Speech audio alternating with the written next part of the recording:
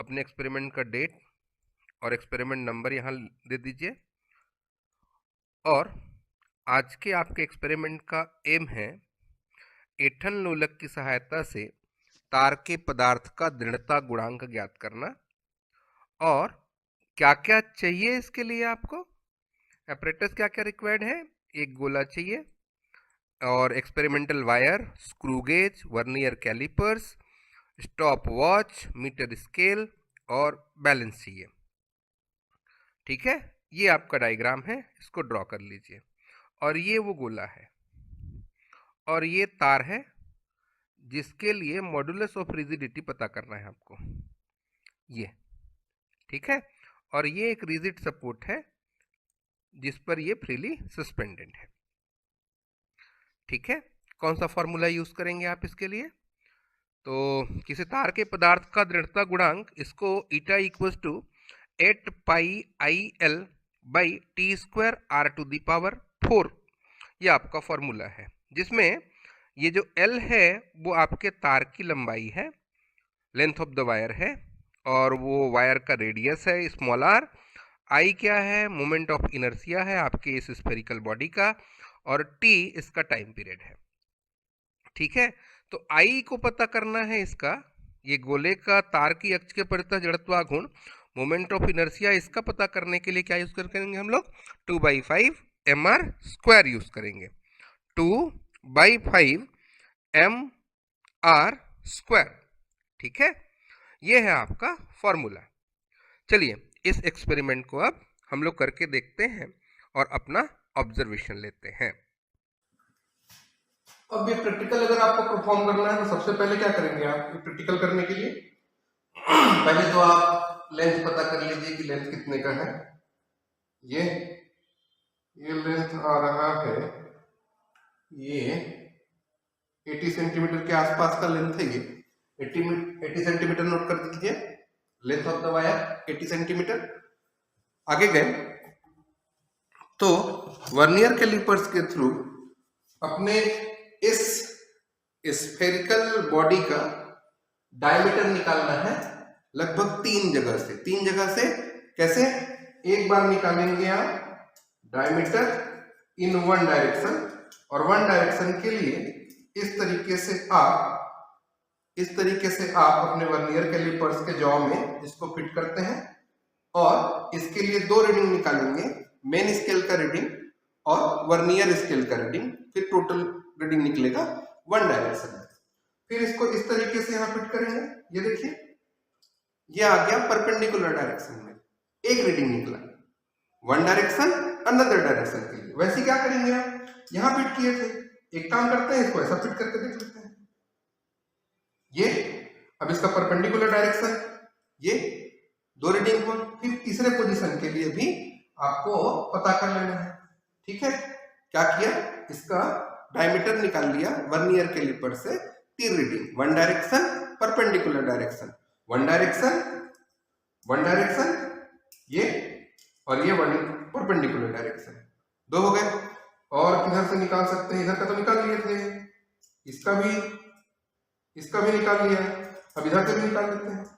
ये इस तरीके से हम लोग क्या कर लेते हैं, इधर का बचा है, चलो इधर का निकालते हैं। ये इधर वन डायरेक्शन, ये वन डायरेक्शन, और इसका परपेंडिकुलर डायरेक्शन किधर होगा? इधर ले लीजिए। इस तरीके से 3 रीडिंग निकल गए इसके व्यास के लिए। अब क्या करेंगे? 2 काम कर लिया आपने। तीसरा काम, स्क्रू गेज लेंगे, और ये जो वायर आपने यूज किया है ना, ये जो वायर है, इसका डायमीटर निकालेंगे स्क्रू गेज से। इसको भी वही करना है, एक रीडिंग, पहला रीडिंग लेंगे तो ये यहाँ पे, इसको मैंने इस तरीके से क्लियर किया,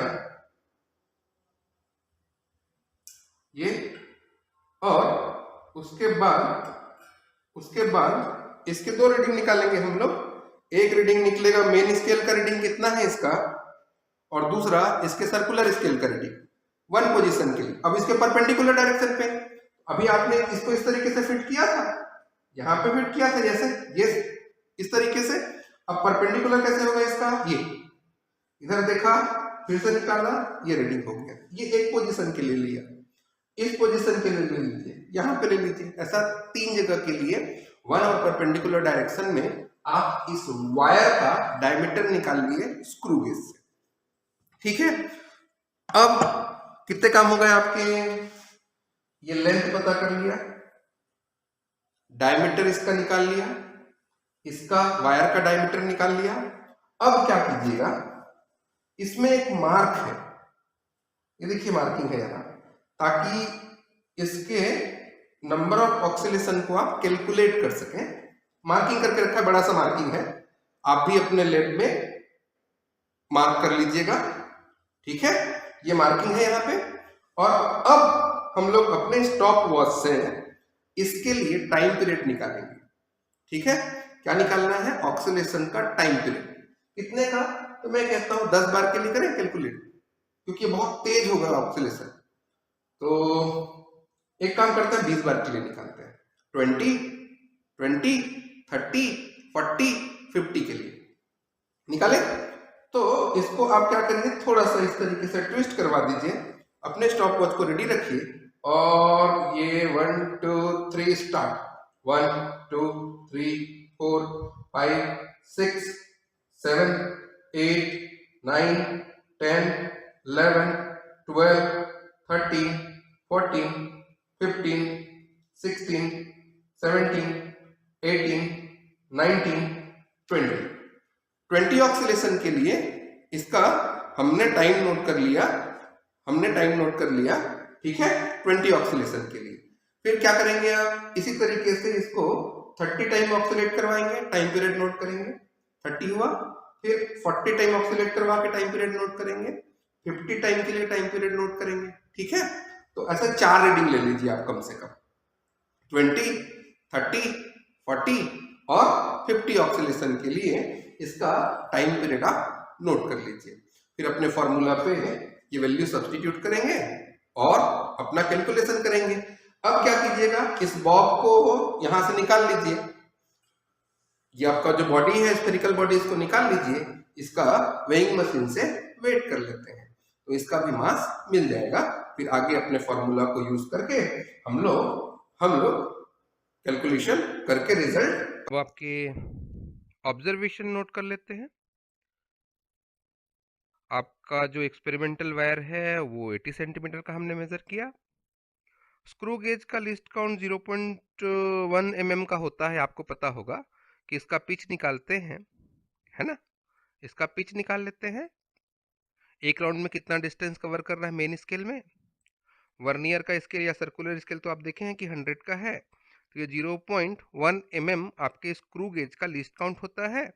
और हमने लैब में जो स्क्रू गेज यूज किया है उसमें 0 एरर नहीं है। ठीक, चलिए ऑब्जर्वेशन बनाते हैं। तो आप लोग क्या किया, वन डायरेक्शन में मेजर किया स्क्रू गेज के थ्रू डायमीटर। तो वन डायरेक्शन में जब मेजर किया तो मेन स्केल में कितने खाने दिखे आपको? 1। सर्कुलर स्केल में कितना आया? 88 का, तो 0.88 हो गया। ये जो सर्कुलर स्केल का रीडिंग कितना होगा? 0.88। कैसे आया? तो भाई 88 में ये 0.01 को मल्टीप्लाई करने से टोटल रीडिंग कितना हुआ? 1 हुआ मेन स्केल का और 0.88 mm हुआ सर्कुलर स्केल का, तो टोटल रीडिंग हो गया 1.88 mm। परपेंडिकुलर डायरेक्शन में देखा तो फिर से 1, ये 88, 0.88, 1.88 mm। इसी तरीके से एक डायरेक्शन में फिर निकाला किसी दूसरे पोजीशन के लिए, तो फिर से 1, 88, फिर ये टोटल रीडिंग 1.88। इस तरीके से ये 3 रीडिंग वन डायरेक्शन और परपेंडिकुलर डायरेक्शन के लिए निकाला, तो ये आ गया आपका 1.88। इन सब का अगर एवरेज निकाल लें आप तो कितना आएगा? 1.88 mm। क्या निकल के आया? आपके उस तार का ये व्यास है। आपको चाहिए रेडियस, तो व्यास का हाफ कर दीजिए, डायमीटर का हाफ 1.88 डिवाइडेड बाई 2, तो 0.94 mm। इसको cm कर देते हैं तो 0.094 सेंटीमीटर। ये नोट कर लिया हमने। अब अगला ऑब्जर्वेशन है आपका गोले का व्यास। इसके लिए आपने वर्नियर कैलिपर्स लिया, आपके वर्नियर कैलिपर्स का 0.01 सेंटीमीटर लीस्ट काउंट है और आपके लैब में जो ये वर्नियर कैलिपर्स आपने यूज किया है इस एक्सपेरिमेंट के लिए उसमें जीरो एरर नहीं है। अब क्या करते हैं, फिर से इसका रीडिंग लेंगे। कैसे? एक डायरेक्शन के लिए लेंगे, मेन स्केल का रीडिंग कितना है 4.6, वर्नियर में कितने लाइन एग्जैक्टली मिले हैं 3, तो रीडिंग कितना होगा वर्नियर का 0.03। ठीक है, ये 3 लाइन मिले, लीस्ट काउंट को मल्टीप्लाई किया तो रीडिंग निकला, तो ये हो गया 4.6 प्लस 0.03 तो 4.63। इसी तरीके से परपेंडिकुलर डायरेक्शन में लिया तो फिर से 4.6, 3 लाइन फिर से मिले, 0.03 हुआ और ये आ गया 4.63। इसी तरीके से अलग अलग पोजीशन के लिए हमने मेजर किया है तो हमको 4.63, 4.63, 4.63, 4.63 रीडिंग मिला। इन सब का एवरेज निकाल लें अगर तो आपको पता है 4.63 आएगा। ये क्या निकला? आपके इस स्फेरिकल बॉडी का डायमीटर। अब डायमीटर का आधा कर दीजिए तो 2.31 सेंटीमीटर जो है आपके ये जो स्फीयर आपने यूज किया है उसका रेडियस हो जाएगा। अगला ऑब्जर्वेशन, अब टाइम पीरियड नोट करते हैं। क्योंकि अभी हमने जो यूज किया है वो डिजिटल है, लेकिन अगर एनालॉग यूज करेंगे आप तो उसका लिस्ट काउंट 1 सेकेंड का होता है और यहाँ जब हमने किया है वो 0.01 सेकेंड मेजर कर सकता है आपका ये डिजिटल वॉच। और इसमें भी जीरो एरर नहीं है। ऑब्जर्वेशन टेबल बनाइए, 20 ऑक्सीलेशन करवाइए आप।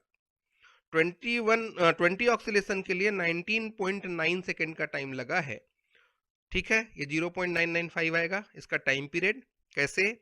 20 ऑक्सीलेशन में 19.9 का 20 ऑक्सीलेशन टाइम लगा है 19.9, तो पर ऑक्सीलेशन टाइम टेकन कितना होगा? एक ऑक्सीलेशन में कितना समय लगेगा? यही आवर्तकाल होता है।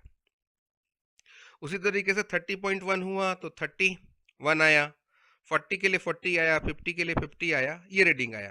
तो इन सब का अगर एवरेज निकालें आप तो अप्रॉक्स 1 सेकेंड का आपका टाइम पीरियड निकलेगा। ठीक, अब ये जो स्फीयरिकल बॉडी है उसका मास ले लीजिए, वो 430 ग्राम का है।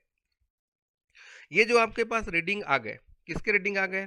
लेंथ ऑफ द वायर निकाल लिया आपने, रेडियस ऑफ द वायर निकाल लिया आपने, फिर आपका ये जो गोला है उसका रेडियस निकाल लिया, उसका मास निकाल लिया और टाइम पीरियड भी निकाल लिया है। इन सब वैल्यू को अपने फॉर्मूला में रख दीजिए।